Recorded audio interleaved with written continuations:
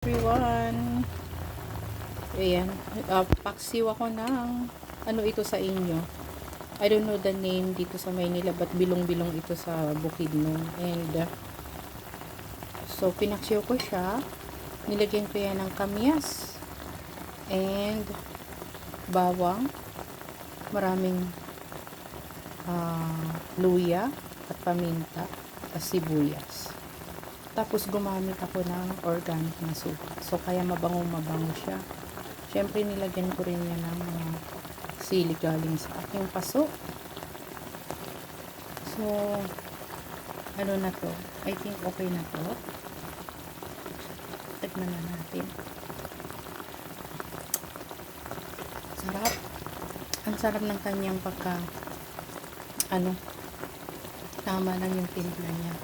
O diba, matagal na akong bumibili ako nito pag sariwa, kasi pag hindi sariwa hindi kami inaalaw ng nanay ko dati kumakain ng ganitong fish. So yan, let's eat na.